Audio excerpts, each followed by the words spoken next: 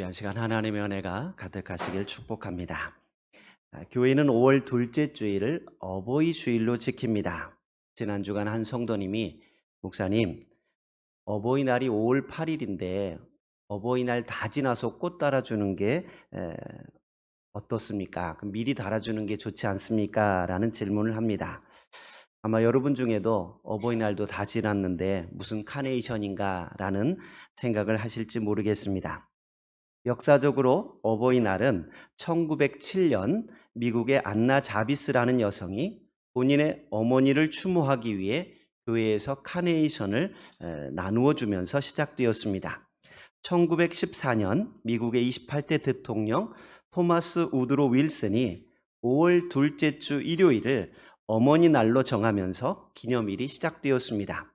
우리나라는 1930년 무렵 구세군 가정단에서 어머니 주일을 시작하였고 1932년 감리교 연합회에서 5월 둘째 주일을 부모님 주일로 결의하였습니다.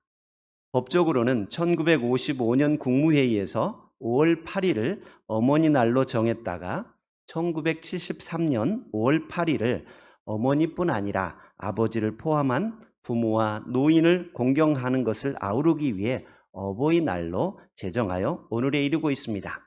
한마디로 어버이날이 생기기 전부터 교회는 5월 둘째 주일을 어버이 주일로 지키고 있었다라는 말입니다. 그러니까 오늘 꽃을 달아드렸다고 해서 이상하게 생각하지 않으셨으면 좋겠습니다. 이 세상에 태어나면서 부모 없이 태어난 사람은 단 한 사람도 없습니다.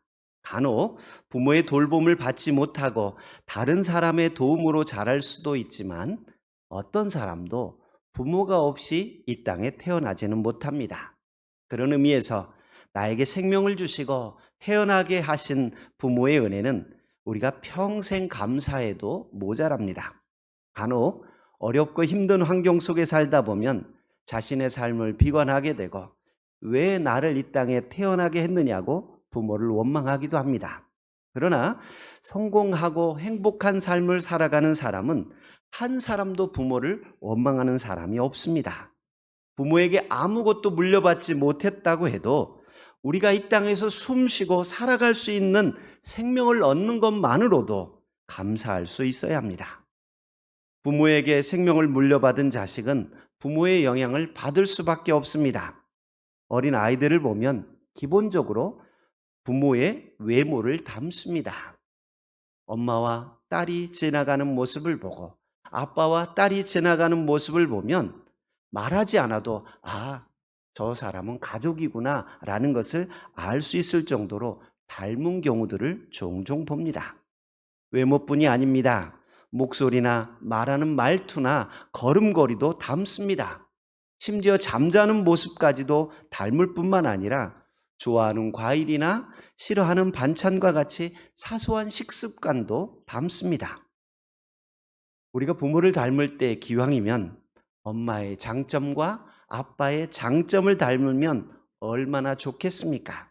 그런데 안 좋은 부분들만 닮으면 심각하겠지요. 성경에도 부모의 좋은 모습 또 나쁜 모습들이 있을 텐데 이 부모의 모습을 그대로 닮은 자녀들의 이야기가 기록되어 있습니다. 함께 읽은 본문에는 요담이라는 왕이 나오는데 요담의 아버지나 할아버지나 증조할아버지를 보면 꼭 닮은 꼴이 있습니다. 요아스 왕이나 아마샤 왕이나 우시야 왕의 공통점이 있습니다. 요아스 왕은 제사장 여호야다의 도움으로 죽지 않고 살아서 7살의 왕이 됩니다. 요아스는 초반에는 성전을 수리하고 여호와 보시기에 정직하게 행하였습니다. 그런데 제사장 여호야다가 죽고 나서는 하나님을 떠나 우상을 섬기는 삶을 살고 말았습니다. 그런데 놀라운 것은 이 요아스의 아들 아마샤 왕 또한 처음에는 여호와를 정직히 섬기고 말씀대로 행하였습니다. 그런데 에돔을 물리치고 나서는 교만해집니다. 아마샤가 세일 자손의 신들을 가져와서 자신의 신으로 세우고 그것들 앞에 경배하고 분향합니다. 그의 인생 후반부는 하나님을 떠난 삶을 살았던 것입니다. 뿐만 아닙니다. 요아스의 아들 우시야는 16살에 왕이 되어 52년간을 다스리며 정말 많은 일들을 감당했습니다. 경제적으로도 부흥기를 맞이하였고 군사적으로도 부강한 나라를 만들었고 여호와 보시기에 정직하게 행하며 하나님을 찾았습니다. 그런데 그의 인생 후반부에는 교만하여졌고 하나님의 진노를 받아 나병이 생겨 평생 격리되는 삶을 살아야 했습니다. 어쩜 이렇게 새 왕이 똑같은 패턴을 반복하는지 모르겠습니다. 처음에는 하나님을 잘 섬기다가 그의 후반부에는 교만하여지고 하나님을 떠난 삶을 살았던 것입니다. 요아스와 아마샤는 백성들의 반역으로 비참하게 죽음을 당하는 것까지 똑같이 닮습니다. 또한 이 세 왕들은 모두 다 왕들의 열조의 묘실에 묻히지 못하게 됩니다. 이제 왕이 된 요담은 어떤 생각을 하게 되었을까요?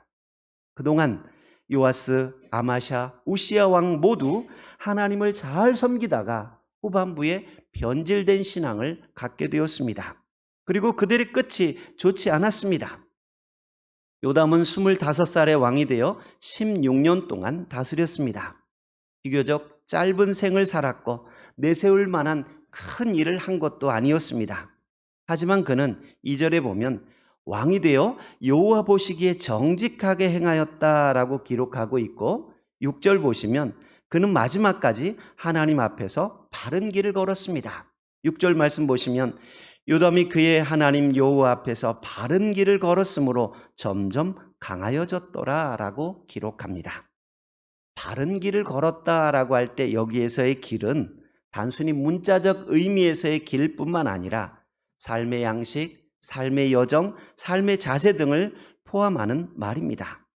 요담은 하나님 앞에서 올바른 삶의 자세를 가지고 자신을 세워갔다라는 말입니다.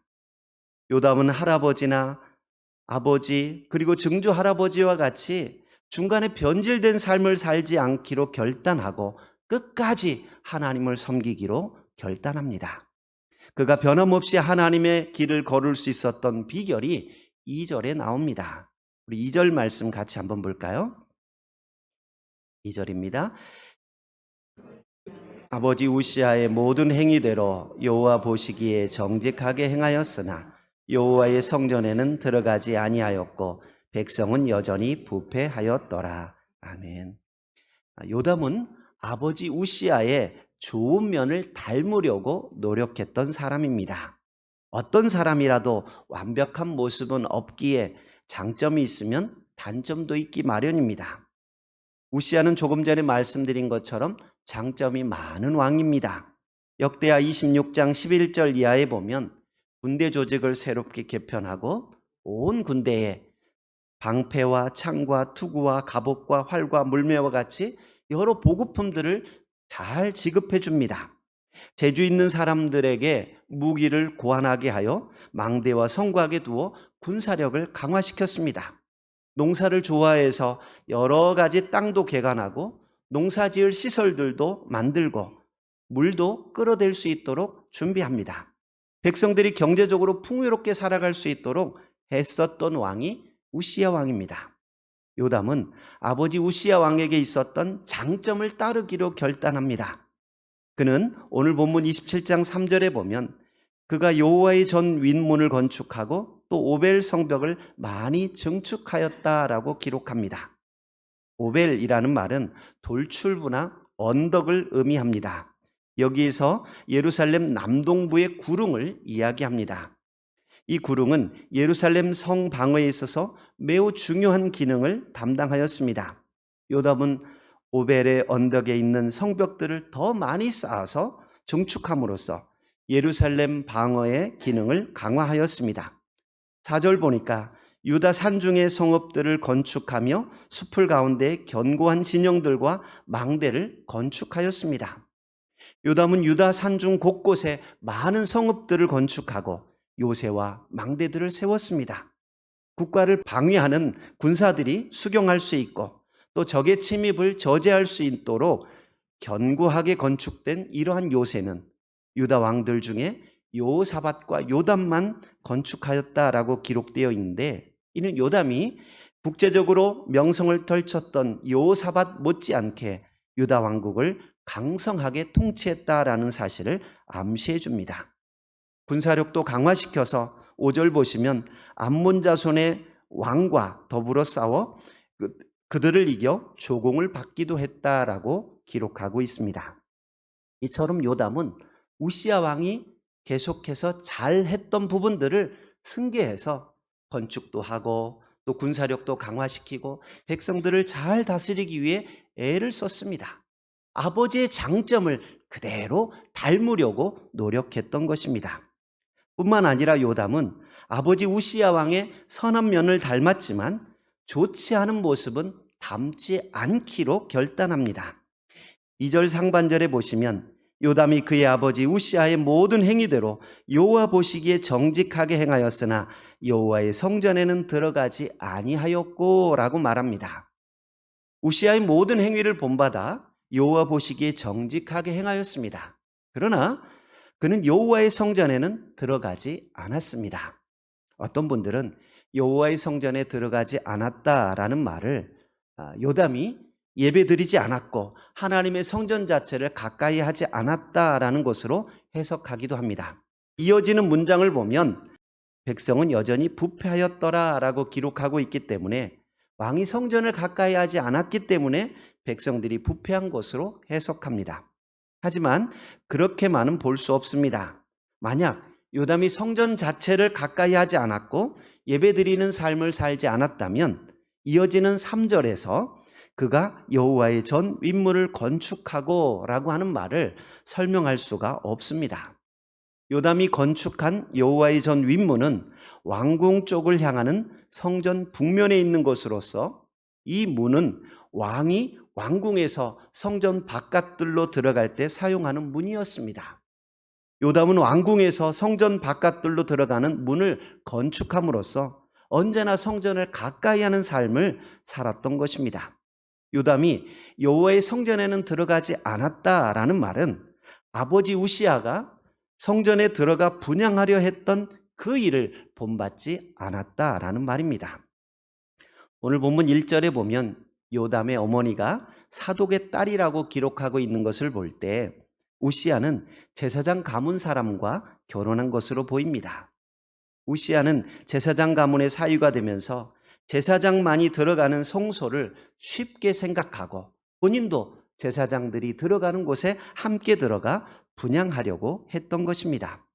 역대하 26장 16절에 보니까 그가 강성하여짐에 그의 마음이 교만하여 악을 행하여 그의 하나님 여호와께 범죄하되 곧 여호와의 성전에 들어가서 향단에 분향하려 한지라 라고 말합니다.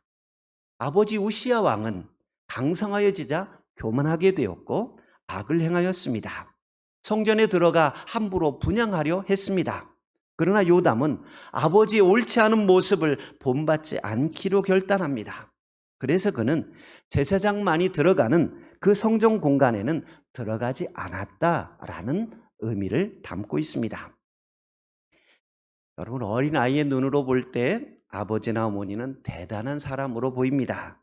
어머니의 손을 거치면 맛있는 음식으로 변하기 때문에 어머니는 만능 요리사처럼 생각됩니다.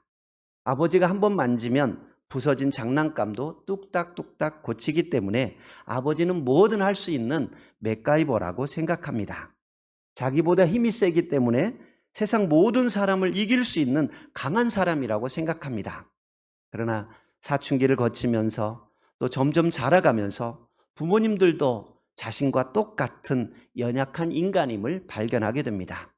엄마가 잘 만드는 몇 가지 음식을 빼고는 요리를 못한다는 사실을 깨닫게 되고, 아빠가 블록을 고칠 수는 있지만 못 고치는 것이 훨씬 더 많다는 것도 발견하게 됩니다. 부모님도 자신과 똑같이 연약하고 실수할 뿐만 아니라 완벽하지 않는 인간이라는 사실을 발견하면서 실망하게 됩니다. 그러나 여러분, 우리 부모님이 우리에게 보여주신 많은 모습들 가운데 단점도 있고 연약한 부분들도 있겠지만 우리가 본받아야 할 부분들을 본받을 수 있는 열린 마음으로 대하여야 합니다. 아무리 부족한 사람이라고 해도 본받을 만한 부분이 있습니다. 고사성어 중에 3인행 필류아사라는 말이 있습니다. 세 사람이 길을 가다 보면 그 중에는 나의 스승이 있다라는 말입니다.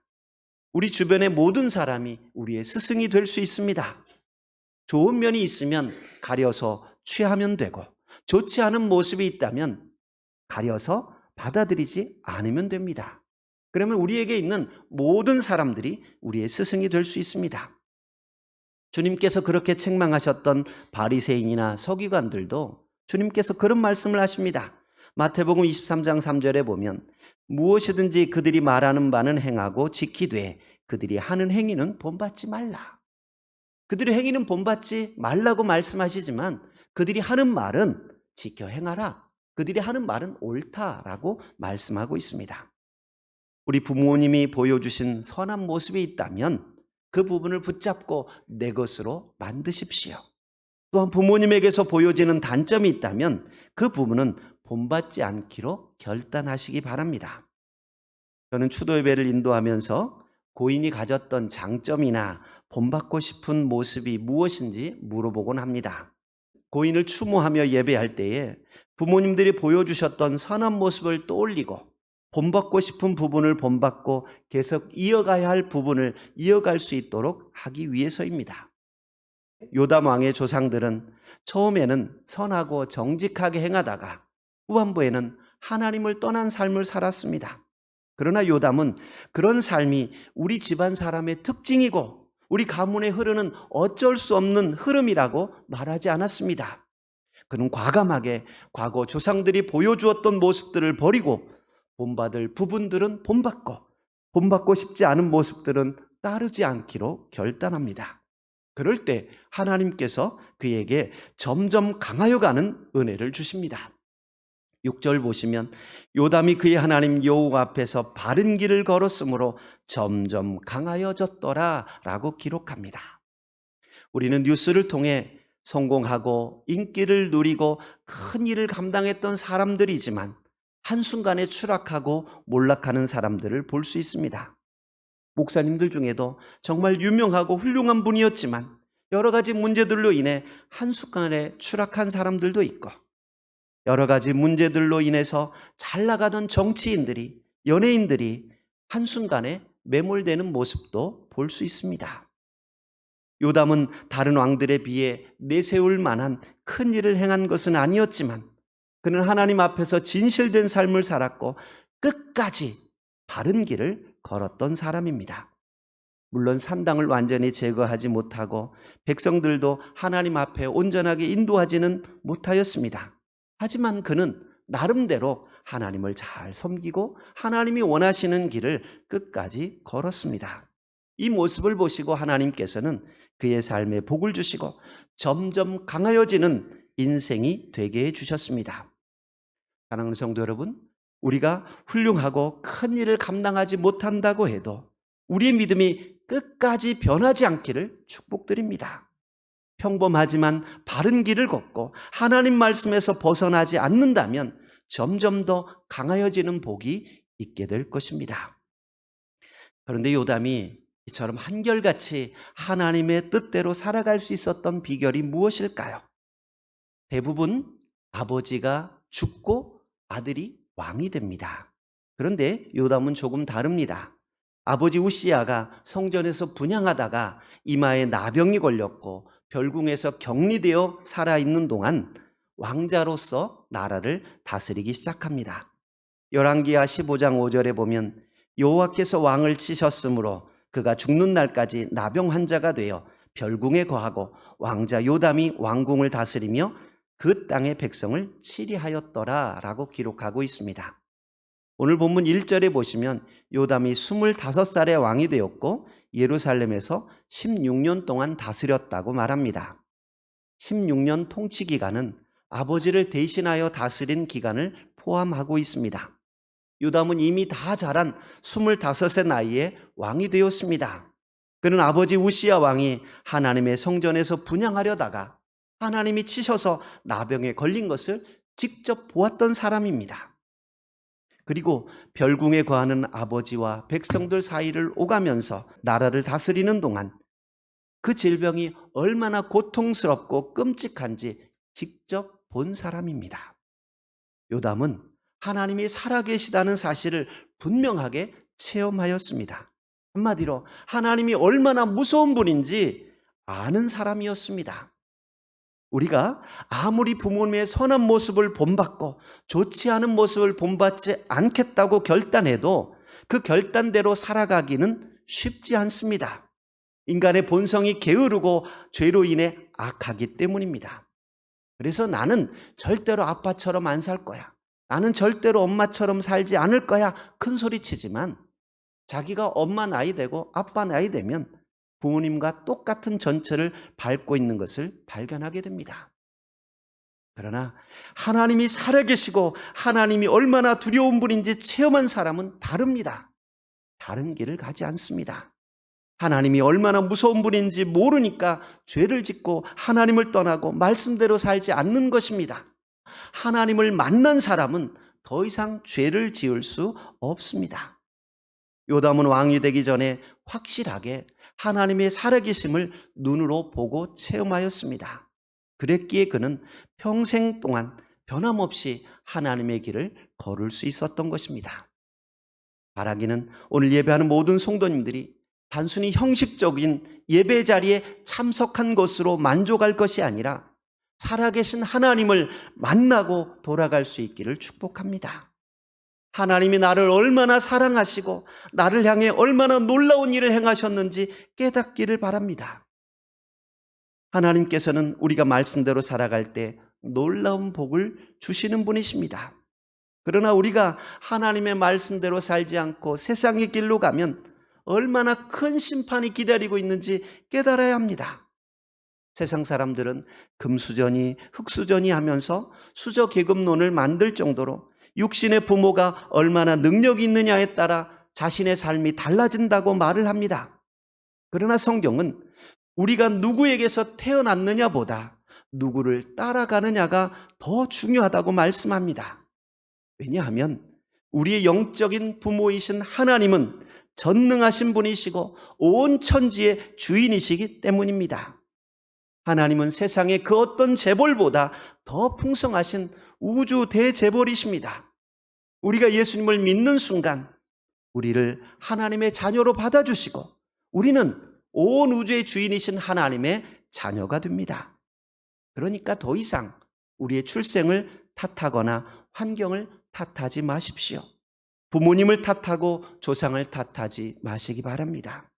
믿음을 가진 사람은 금수저보다 더 좋은 다이아몬드 수저를 가진 사람으로 새롭게 태어납니다. 우리는 하나님의 자녀로 새롭게 태어난 사람들입니다. 육신의 부모님이 어떤 사람이든 영향을 받지 않습니다. 오늘 우리가 어떤 결단을 하느냐에 따라 우리 인생의 방향이 달라집니다. 우리 부모님이 보여주신 선한 모습이 있다면 본받으십시오. 또한 닮지 말아야 할 부분이 있다면 따르지 않기로 결단하십시오. 전능하신 하나님이 내 하나님 되심을 믿고 성경에서 보여주신 믿음의 선한 사람들의 발자취를 따라 앞으로 나아가십시오. 우리의 삶이 요담이 받은 복과 같이 점점 강하여지는 은혜가 있게 될 것입니다. 아멘. 은혜로우신 하나님 감사합니다. 우리를 부르시고 하나님 자녀 삼아주시고 하나님의 은혜 가운데 거하게 하시니 감사합니다. 요담이 그들의 조상의 길을 걷지 아니하고 하나님의 말씀대로 살아가고 여호와의 길을 걸을 때에 하나님께서 점점 강하여지는 은혜를 주셨던 것처럼 오늘 우리도 믿음의 선진들의 본을 받아 그들의 길을 걷게 하시고 하나님을 따라가고 예수님을 따라가는 복된 삶을 살게 하여 주시옵소서. 예수님 이름으로 기도하옵나이다. 아멘.